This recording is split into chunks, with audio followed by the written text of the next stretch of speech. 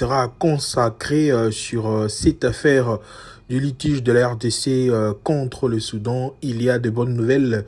Comme je vous ai annoncé l'autre fois, à chaque nouvelle, je serai là pour vous informer et pour vous mettre au parfum des actualités, de tout ce qui entoure les léopards de la République démocratique du Congo. Mais avant d'entrer dans le vif du sujet, on va bien sûr parler de ces matchs Togo, RDC ou encore RDC contre Soudan. La FIFA vient bien sûr d'annoncer la date officielle que ces deux matchs vont se jouer, bien sûr, et les stades dans lesquels les deux matchs vont se jouer. Pour le premier match, la RDC va être reçue par le Togo le 10 octobre au stade de Kegwe à Lomé. Ça sera à 17 h. Et ensuite, le 14 octobre prochain, la RDC va recevoir le Soudan au stade de Martyrs. Ça sera à 20 h. Donc, c'est ainsi les deux matchs programmés pour la fin de ces éliminatoires de la Coupe du Monde pour la RDC. Le dernier virage pour les léopards de la République démocratique du Congo et finir cette campagne à bon terme, ça sera la meilleure des choses. Alors, on va parler de ces litiges.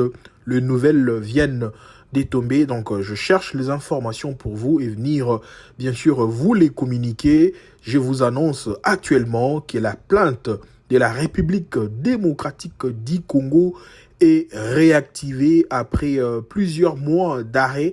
Je vous parle de tout et restez toujours fidèles sur cette vidéo et connaître toute la vérité autour de ces dossiers. Alors, ces fameux litiges étaient en pause après plusieurs mois que la RDC n'avait pas réussi, bien sûr, à aller déposer la plainte à l'air demandé comme la règle le stipule. Et cette affaire avait refroidi les côtés congolais après que la FIFA avait déclaré ces dossiers non recevables, même si le dossier restait très fondé parce que le demande ou encore la plainte de la République démocratique du Congo du fait que le joueur Youssif Ali puisse jouer avec un passeport finlandais reste quand même primordial et reste très important puisque la loi demande à ce que le joueur puisse jouer avec le passeport de ces pays dans un match international de la CAF, mais cela n'a pas été le cas côté soudanais et cela n'a pas été respecté et la FIFA doit bien sûr tabler sur ça, même si la plainte de la République démocratique du Congo n'a pas été faite en bonne et due forme en termes de timing. Alors, à l'heure actuelle, après ces mois de refroidissement, le dossier vient de surgir et la République démocratique du Congo a réactivé ces dossiers au niveau du TAS.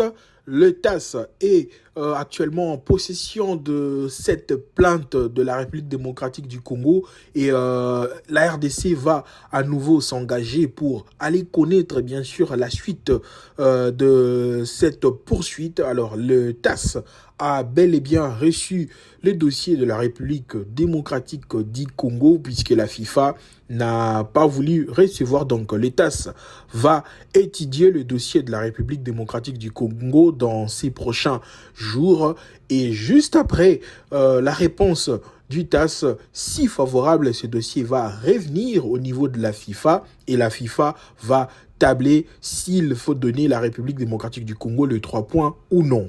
Alors, quel scénario va se passer au cas où la RDC obtient ces 3 points contre le Soudan? Alors, à l'heure actuelle, la RDC est à 16 points, mais je pense que le 3 points ou encore la finalité, le dossier final va être tranché à la fin des éliminatoires. Alors, au cas où la RDC arrive quand même à prendre le 6 points contre le Togo et contre le Soudan à Kinshasa, dans ces cas, la RDC aura les 16 points actuels plus le 6 points et plus le 3 autres points du Soudan. Alors, on va bien sûr aller faire les calculs pour savoir comment cela va être possible. La RDC aura combien de points supplémentaires? Alors, ça sera les 16 points plus les 6 points. Et il faut l'additionner, le 3 plus le 3 points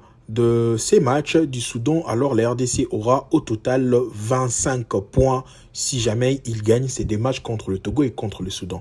Et le même cas pour le Sénégal qui est actuellement avec 18 points plus les 6 points, il sera à 24 points, soit un point de retard juste derrière la RDC, et la RDC va reprendre la première place, et donc ça sera ça le dernier scénario de ces groupes B si jamais la RDC arrive à prendre les 6 points et aussi à prendre le 3 points du bureau contre le Soudan sur tapis vert. Alors c'est tout ce qu'on veut, c'est tout ce qu'on souhaite pour la République démocratique du Congo. On sera là un peu plus patient pour commencer d'abord la première étape contre le Togo et ensuite aller chercher l'autre point le 14 contre le Soudan. Ça sera à Kinshasa.